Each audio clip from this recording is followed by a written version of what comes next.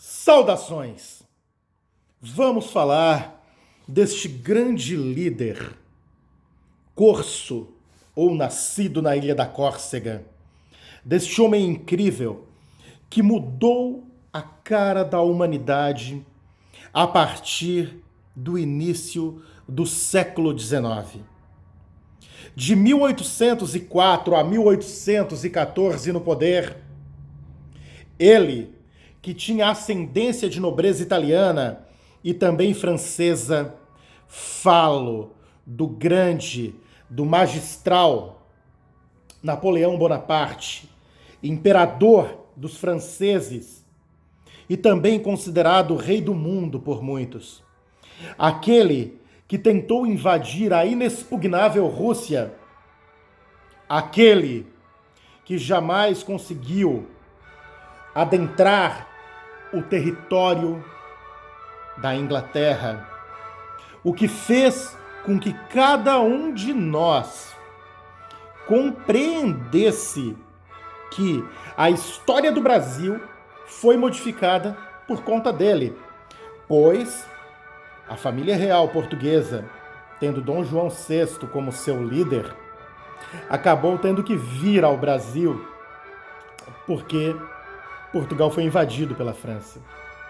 Napoleão Bonaparte, que conquistou o Egito e olhou para o alto das pirâmides e disse: soldados, do alto destas pirâmides 40 séculos vos contemplam.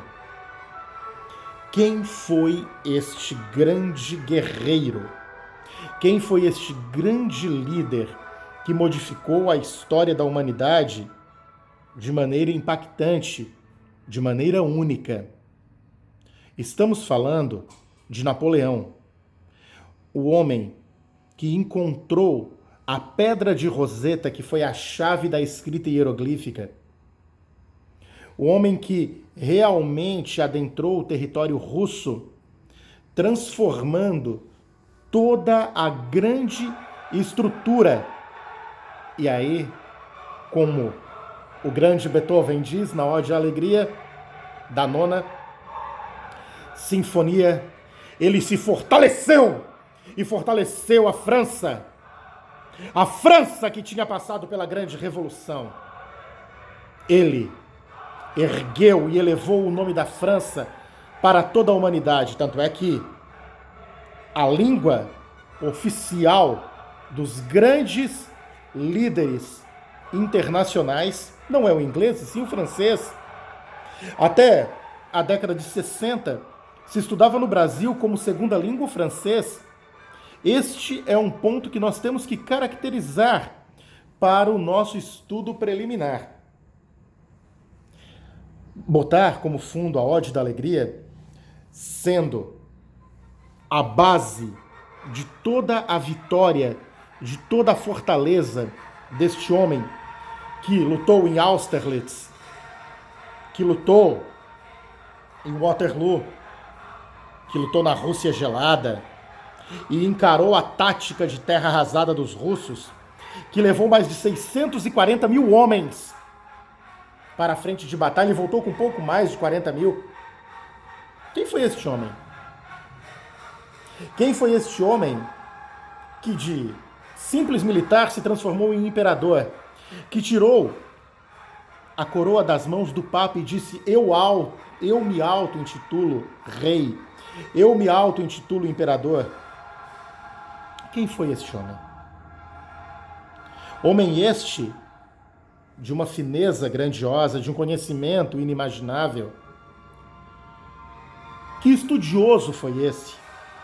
Que militar tático foi este? Napoleão é respeitado como um dos maiores generais da humanidade. Ele está ao lado de Ramsés II, de Alexandre o Grande, infelizmente até de Adolf Hitler. Imagine você, se você tem descendência italiana ou alemã, acredite, Napoleão, quando conquistou as terras italianas e as terras alemãs, ele quis vacinar todo mundo. O povo ficou com medo e esse foi um dos pontos que impulsionou o processo imigratório. para a América, num contexto geral. Isso fez com que, por exemplo, o imperador do Brasil, os reis brasileiros, conseguissem estimular os estrangeiros a virem para cá, para o sul principalmente, transformar esta região numa grande colônia de povoamento. Até porque o Brasil sempre foi considerado uma grande colônia de exploração. Pensem neste líder que mudou o cenário da Europa, fazendo uma grande França dentro do seu território.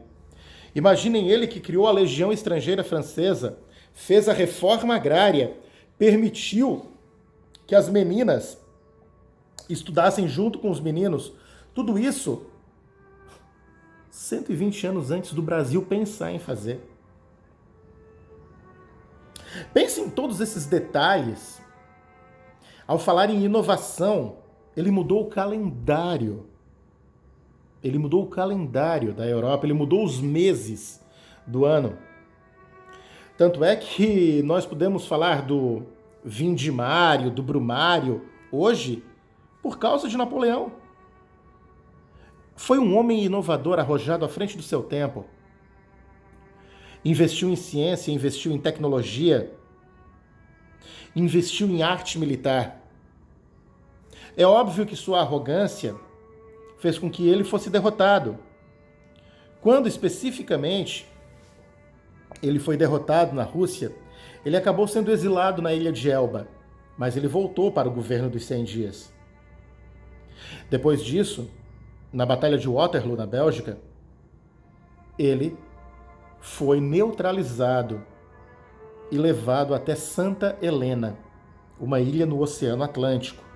Lá, Napoleão vive seus últimos dias. Lá, Napoleão, especificamente, acaba morrendo. Inicialmente acreditou-se que ele morreu de problemas cardiovasculares, mas eles que, de maneira debochada, diziam que Napoleão reinava sobre ratos, naquele protetorado britânico, foi envenenado por um mordomo, com cianureto, em doses homeopáticas para que não ficasse nada registrado na corrente sanguínea. A história mostra situações impactantes da humanidade. Napoleão entra como um destes grandes líderes, transformadores, multiplicadores de conhecimento, de ciência, mas também de mazelas. Perseguiu seus inimigos, bloqueou a Inglaterra, aumentou ainda mais a desconfiança e o destrate que existiu entre ingleses e franceses, fez com que o Brasil tivesse uma configuração diferente no início do século XIX, com a vinda da família real para cá, como eu já falei, e, consequentemente, mesmo depois de Dom João VI ter retornado à Europa, acabou sendo uma das linhas de influência para a própria independência do Brasil em 7 de setembro de 1822, com Dom Pedro I, cuja esposa também tinha parentes na casa de Napoleão. Nós estamos falando sobre a segunda parte da Revolução Francesa, tecnicamente sobre a Grande Era Napoleônica, o grande transformador da Europa, o homem que mexeu na estrutura do mapa europeu.